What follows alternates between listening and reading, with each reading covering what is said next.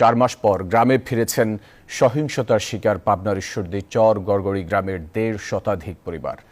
গ্রামবাসীরা জানান 4 মাস আগে এখানে তাণ্ডব চালায় আওয়ামী লীগের সন্ত্রাসীরা। তারা প্রাণে বাঁচতে এতদিন অন্যত্র পালিয়েছিলেন। আহমেদুল হক রানার তথ্য ছবিতে ডেস্ক রিপোর্টে বিস্তারিত। আওয়ামী লীগ সন্ত্রাসীদের তাণ্ডবের সাক্ষী হয়ে আছে পাবনার ঈশ্বরদী উপজেলার শাহাপুর ইউনিয়নের চরগড়গড়ি পশ্চিমপাড়া গ্রাম। গ্রামটির ফসলের মাঠ থেকে শুরু করে ঘরবাড়ি সবই যেন ধ্বংসস্তূপ।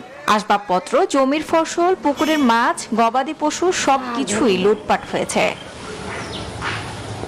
গ্রামবাসীরা জানান, নবম জাতীয় সংসদ নির্বাচনে ভোট দিতে না যাওয়ায় এবং স্থানীয় যুবলীগ নেতা নিহত হওয়ার ঘটনাকে কেন্দ্র করে পুরো গ্রামে এমন ধ্বংসযজ্ঞ চালানো হয়। প্রাণ ভয়ে 4 মাস পালিয়ে থেকে গ্রামে ফিরতে শুরু করেছেন স্থানীয়রা।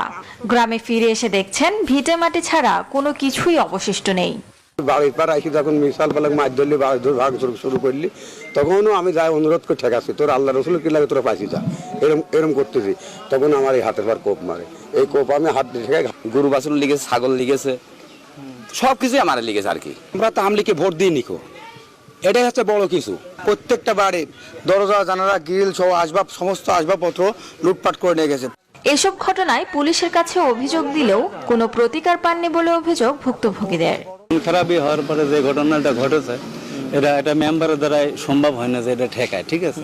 এটা আমি ঠেকাতে গেলে পারো, ওই মতো আমারও মায়ের খাওয়া লাগে, এরকম অবস্থা আর কি। এত বড় নৃশংসতা দেখার পরে পুলিশ তার চাকরি না থাকলেও অবশ্যই সে এটা প্রতিরোধ করতে, এই বাড়িঘর ভাঙতে আসছে, সেখানে পুলিশ পাঠাতেছে।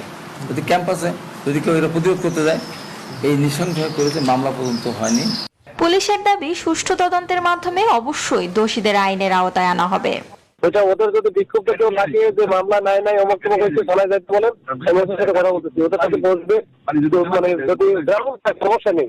রাজনৈতিক স্বার্থ হাসিলে সাধারণ মানুষের উপর এমন নির্যাতনের পুনরাবৃত্তি বন্ধে কঠোর ব্যবস্থা নেওয়ার দাবি সংশ্লিষ্টদের। Desk report, news 24।